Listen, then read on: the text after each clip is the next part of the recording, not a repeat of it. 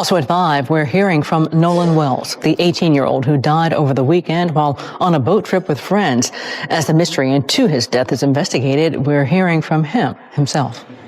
Truly a blessing, just being here with some of my best friends, teammates, and we're all going to college together, most of us, so it's just truly a blessing to be here. That was from February 2025, the day he signed to play football at Southwest Mississippi Community College in Pike County. He was last seen alive on July 4th on Horn Island, and his body was found 2 days later. Investigators are working to determine how he died. His friends told investigators they left the island and he stayed behind. They say he was supposed to take a different boat back to the mainland Saturday, but never did. I would urge anyone that had information or was on the island to let us interview you and take down as much information as we can to really piece together and figure out what may have happened. Nolan's family hires civil rights attorney Ben Crump. He says his team will conduct... By the middle of the afternoon, Nolan Xavier Wells crossed paths with a 19-year-old woman named Katie McCormack on Horn Island. Exactly what they discussed and how Katie later described those final hours deserves its own careful examination. But for now, one detail anchors the timeline. At approximately 3 p.m., Nolan was still alive, still on the island, and seen by people who personally knew him. That moment stands as the last verified sighting of him. While Nolan remained on shore, another chain of events was unfolding offshore. Around that same time, the boat carrying his friends encountered a serious mechanical problem. Someone on board contacted dispatch to request a tow back to the mainland. The recorded emergency call, later obtained through a public records request, leaves little room for debate. The vessel's bilge pump, the system designed to remove water collecting inside the hull, had stopped working. Water was building inside the boat, and the passengers needed assistance before the situation became more dangerous. What gives that recording unusual significance is its timing. It was captured live on the afternoon of July 4th, long before anyone realized Nolan would disappear. Because it exists independently of later interviews or fading memories, it serves as a real-time snapshot of events, rather than a story reconstructed after the fact. Whatever happened that day, this piece of evidence stands on its own. One of the people aboard that vessel, Warren Hudson, later spoke publicly during an appearance on the Officer Tatum podcast. Warren is also the stepson of Jackson County Chancery Judge Ashley Cole, a connection that would later draw additional public attention as questions surrounding the investigation intensified. According to Warren, the group believed they were dealing with a legitimate emergency caused by the boat's condition. He explained that they spoke with Nolan before leaving the island, and that Nolan chose to remain behind with the young woman he had met, expecting to catch another boat back to the mainland later. That explanation represents Warren Hudson's account of what happened, and should be understood as his version of the day's events. Electronic GPS records later showed the boat leaving Horn Island at 4:31 p.m. Interestingly, that departure time closely matched the timeline Judge Ashley Cole had shared publicly before the GPS information was ever released, well before critics could claim her statement had been adjusted to match the data. The route home, however, was anything but direct. Instead of immediately returning, the vessel was towed for part of the trip before continuing under its own power. GPS data places it back at its original dock at 5:44 p.m. It then traveled into Fort Bayou at 5:52 p.m., returned to the dock again at 6:06 p.m., and finally arrived at the Fort Bayou boat launch at 7:19 p.m., where investigators believe it was removed from the water and taken by vehicle to a private residence. One fact remained unchanged throughout that journey. Nolan Wells was not on board.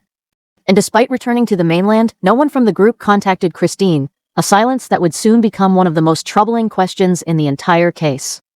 Based on every public account released so far, there was no immediate indication that anyone believed a crime had occurred, or that someone was concealing the truth. To those who knew Nolan Xavier Wells, the situation initially seemed routine.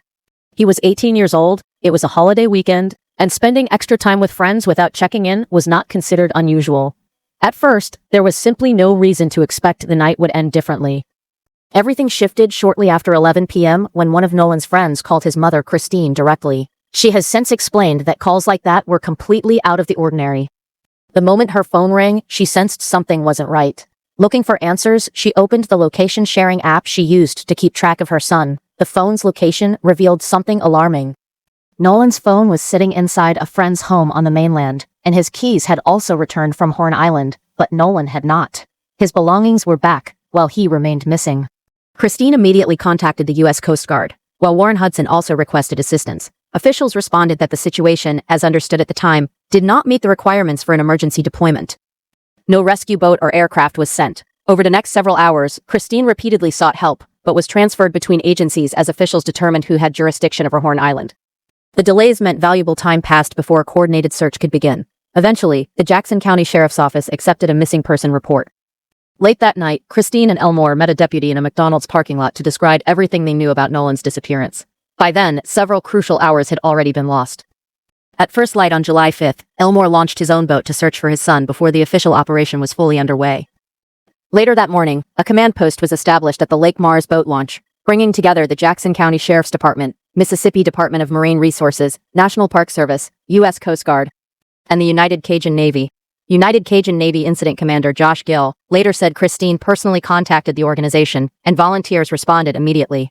Boats, drones, and search teams were quickly deployed, yet one troubling question still remained unanswered. Brian Trasher, the organization's national vice president, spoke publicly about the dangerous conditions near the northwestern shoreline of Horn Island, explaining that powerful rip currents in that area can overwhelm even experienced swimmers. But he also pointed to a mystery that has never been fully resolved. On a busy July 4th afternoon, with hundreds of people scattered across the beach, not a single witness has come forward to report seeing anyone struggling in the water. For investigators and for Nolan's family, that silence remains one of the most haunting pieces of the entire investigation. During the afternoon of July 5th, search efforts intensified as the Mississippi Department of Marine Resources deployed drones over the western side of Horn Island. But even technology was working against investigators. The summer heat became so extreme that the drone batteries began swelling, forcing operators to end the flights earlier than planned. Despite the aerial search, no trace of Nolan Wells was found. The following morning, July 6th, at approximately 8:45 a.m., the investigation took a devastating turn. A National Park Service ranger spotted a body floating in the water near the island's northwestern shoreline. Jackson County Sheriff John Ledbetter later confirmed that the individual matched the description authorities had circulated for Nolan. One day later, on July 7th, Jackson County Coroner Bruce Lind officially identified the body using dental records. He also confirmed to CNN that the swimsuit recovered from the body matched the one Nolan had been seen wearing in photographs taken before his disappearance. The search that had consumed family, volunteers, and law enforcement had finally come to an end. Nolan had been found. But one question remained painfully unanswered. No investigator, medical examiner, or witness could explain with certainty how Nolan ended up in the water.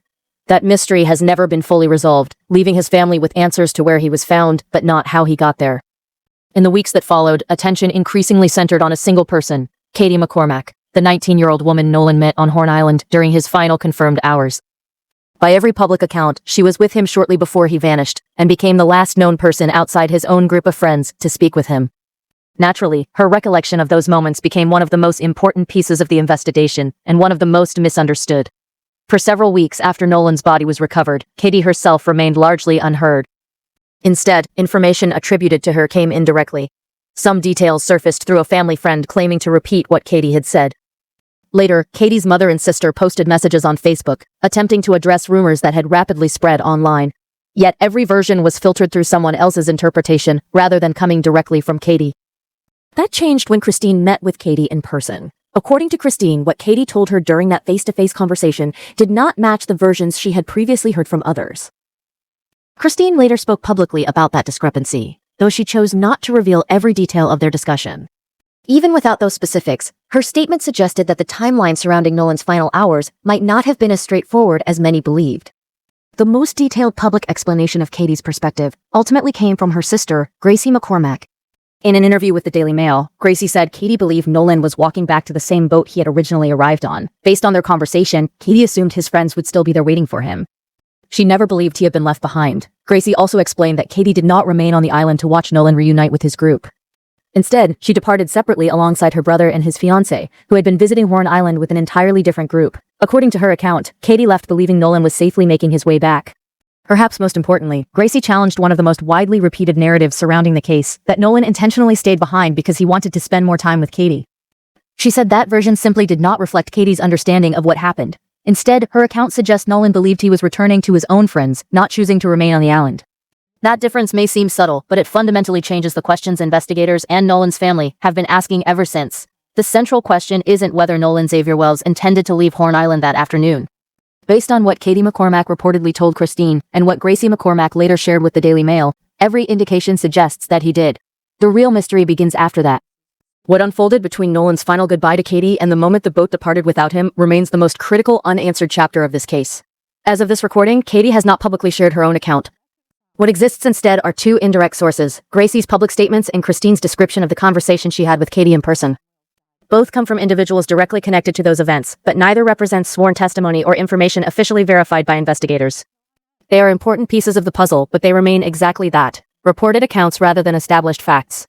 Everything in this investigation seems to circle back to a single stretch of time. From Nolan's last confirmed sighting at approximately 3 p.m., until the boat's GPS documented departure at 4:31 p.m., there is a gap of roughly 90 minutes. Nearly every unresolved question, every conflicting version of events, and every lingering uncertainty leads investigators back to that window. Until someone can fully explain what happened during those 90 minutes on the beach, the heart of this mystery remains out of reach. When Nolan was first reported missing, one fact immediately stood out. His phone wasn't with him. It had already returned to the mainland, even though he had not. Christine discovered that herself on the night of July 4th after opening a location-sharing app and watching the blue location marker sit motionless inside a friend's residence while her son was still unaccounted for, nearly 10 miles away on Horn Island. What she didn't know that night was what the device would eventually reveal, or fail to reveal. After gaining access to Nolan's phone, Christine found that both of his Snapchat accounts had been cleared. The saved photos and videos were gone. According to those who knew him, Nolan regularly documented outings with friends. Like many 18-year-olds, he was known for capturing moments from gatherings like this. Yet the digital record that might have preserved his final hours was no longer there. The timing only deepened the questions. Under Snapchat's normal retention policies, certain content can often remain recoverable for up to 24 hours. Christine says that period had not yet expired when she accessed the phone. She also noticed that some text messages appeared to be missing. By themselves, those observations do not establish that anyone altered the device. Phones are cleared for countless personal reasons that have nothing to do with criminal activity, but they do create legitimate forensic questions that require technical analysis rather than speculation. Digital investigators know that deleted information is not always permanently lost. With specialized forensic tools, data can sometimes be recovered even after a user believes it has been erased. In other words, deletion does not automatically mean destruction. Whether anything recoverable still exists on Nolan's phone is an issue that can only be answered through a proper forensic examination. According to Sheriff John Ledbetter's office, investigators never had physical possession of Nolan's phone during the early stages of the case and later made a formal request to examine it.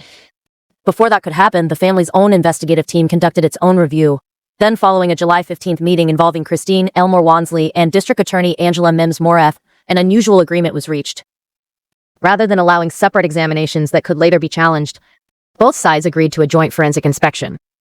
The family's digital experts and law enforcement would analyze the device together, using the same extraction process at the same time, ensuring that whatever evidence was or was not found could be evaluated from a single, shared record. The results of that examination could prove critical to understanding what really happened during Nolan's final hours. Reaching the agreement was unusual, reflecting growing mistrust between Nolan's family and investigators. It also showed an effort by District Attorney Angela Mims Morath's office to rebuild trust through a more transparent process. Another major focus was a short video that quickly sped online. Attorney Ben Crump initially referred to footage where someone demanded a phone be returned, and his legal team believed the voice belonged to Nolan Xavier Wells. That claim rapidly circulated on social media despite never being confirmed. The story changed when Nolan's friend Traken Shepard told ABC News the voice was actually his, recorded during a separate incident the same day. He said Nolan never appeared in the video, directly challenging one of the case's biggest assumptions. Later, Ben Crump acknowledged that the original identification came from only one witness, and had since been disputed. He said independent audio experts were examining the recording, and promised his team would clearly separate witness claims from verified evidence. Shepard also explained why Nolan did not have his phone, saying their group normally left phones on the boat to protect them from water. He added that Nolan stayed on the island because he had met a young woman, and planned to return later on another boat. Through Ben Crump, Nolan's parents said they had never spoken with Shepard, and could not dispute his account. They stressed that every witness mattered because their goal was to discover the truth, not support any specific theory. The joint forensic examination of Nolan's phone is still incomplete, and a grand jury has not yet met.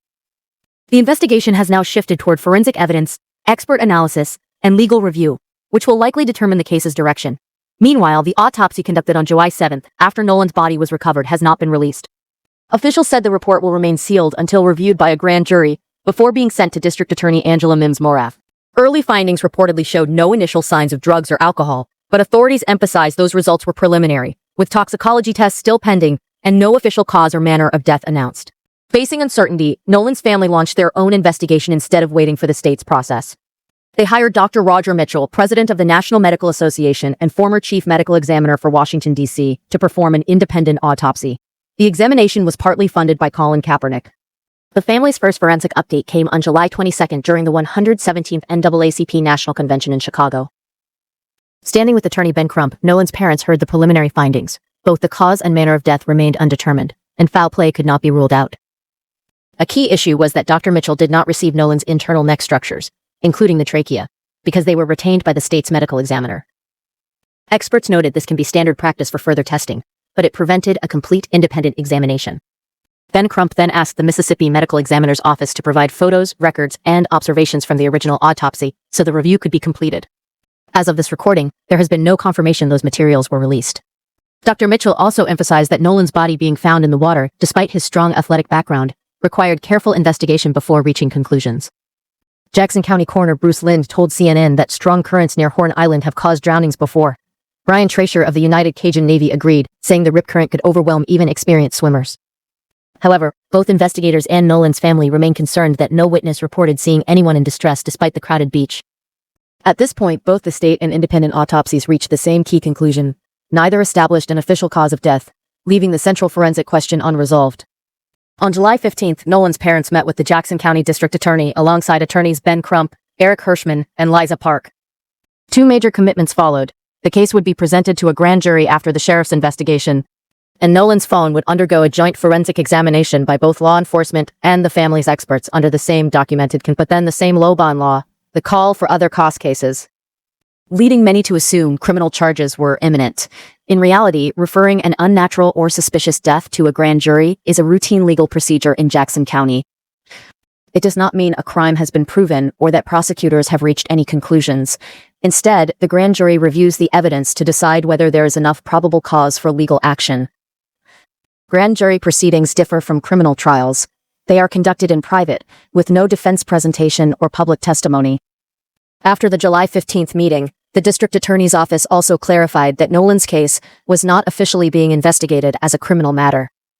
Former Mississippi Judge Carlos Moore criticized District Attorney Angela Mims Morath's handling of the investigation, warning that a grand jury referral alone should not be viewed as evidence of meaningful legal progress. Attorney Tyler Bailey similarly explained that the referral was a standard legal step, and, without an established cause of death, any future charges would more likely involve actions after Nolan's disappearance, rather than the death itself. Attorney Eric Hirsch revealed that his team was receiving 50 to 100 calls daily from people who claimed they were on Horn Island or knew someone who was there. He also noted that, despite Mississippi law, Nolan's family had still not received the incident report within the expected time frame, because no one from the sheriff's office had reached out. In response, District Attorney Angela Mims Morath's office agreed to assign a dedicated victim advocate, acknowledging communication with the family had been inadequate. That same day, Nolan was laid to rest. Christine also filed a petition to become administrator of his estate, which consisted solely of potential legal claims related to his death. The filing preserved the family's right to pursue civil action regardless of the criminal investigation's outcome. As national attention grew, so did speculation about the FBI's role. Some believed federal involvement signaled a broader investigation, while others questioned whether agents were primarily responding to the intense public attention surrounding the case. The FBI's Jackson Field office later issued a statement clarifying its role.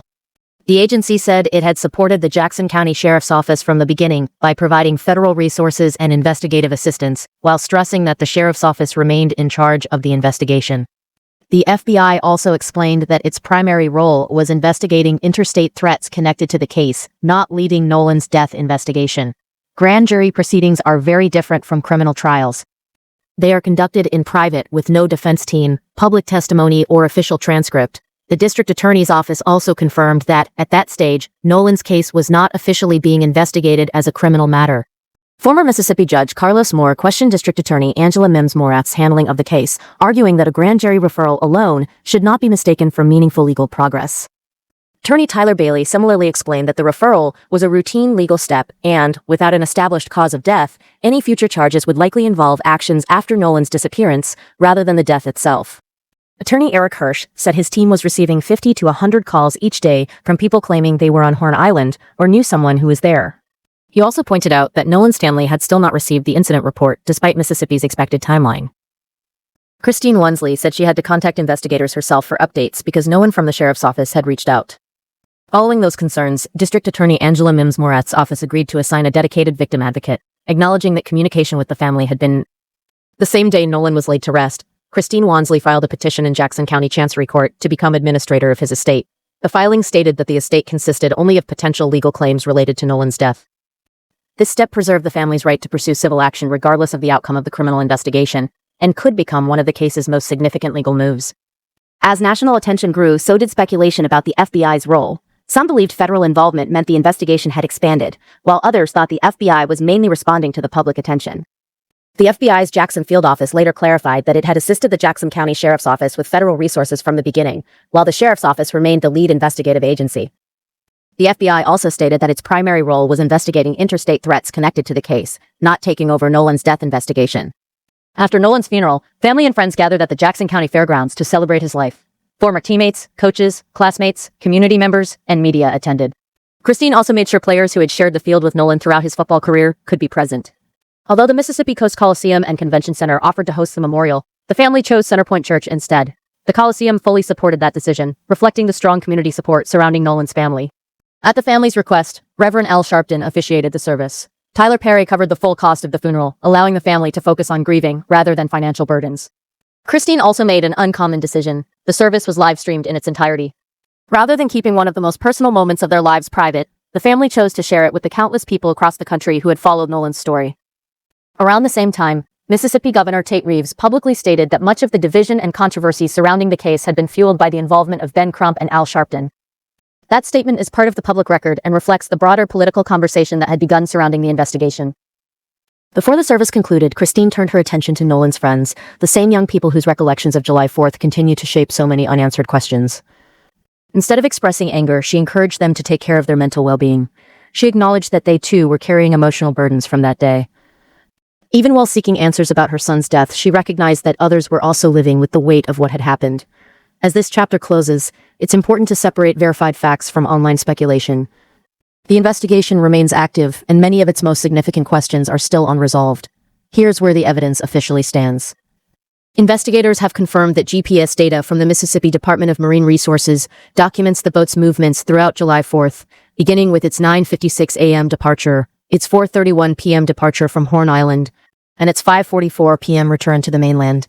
The reported bilge pump failure is supported by real-time dispatch audio recorded that same afternoon, well before anyone knew Nolan would later be reported missing. Authorities also confirmed that Nolan's body was positively identified through dental records on July 7th by Jackson County Coroner Bruce Lind. The family's independent autopsy, performed by Dr. Roger Mitchell, reached a preliminary conclusion that both the cause and manner of death remain undetermined, while specifically stating that foul play could not be excluded. The investigation is expected to be presented to a grand jury once the Jackson County Sheriff's Office completes its work.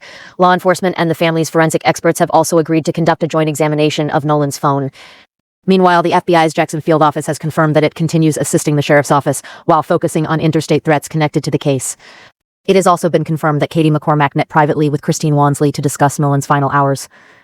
Christine has formally opened Nolan's estate through Jackson County Chancery Court, preserving the family's ability to pursue any future civil claims arising from his death.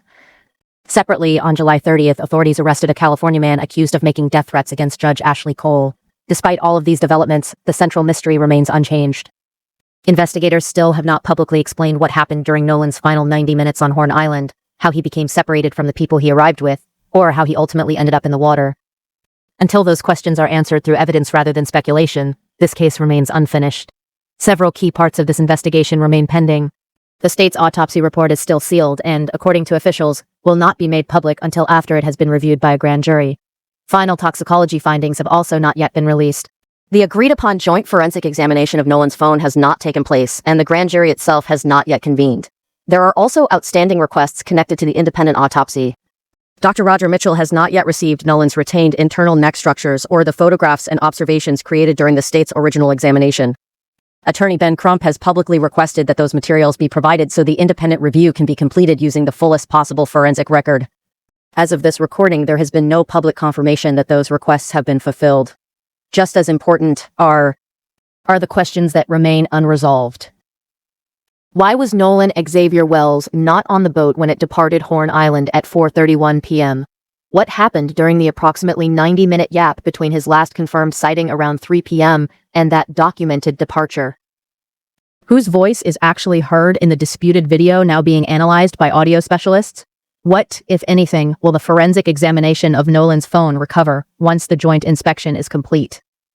And when the state's findings are finally compared with the independent autopsy, will they support one another or point investigators in different directions? The answers to those questions could shape every stage of this investigation going forward. At this time, no official cause of death has been announced. No individual has been publicly identified as a suspect. No criminal charges have been filed in connection with Nolan's death. Beyond the investigation, those who knew Nolan continue to describe the person they lost. Coaches at Ocean Springs High School and Southwest Mississippi Community College remembered him as someone who made teammates feel welcomed and valued. His principal recalled a student known for his work ethic, humility, and kindness. His father described him as a quiet leader whose actions inspired others more than his words ever could. His mother said that everything she loved most about herself lives on through him. Nolan Xavier Wells was 18 years old.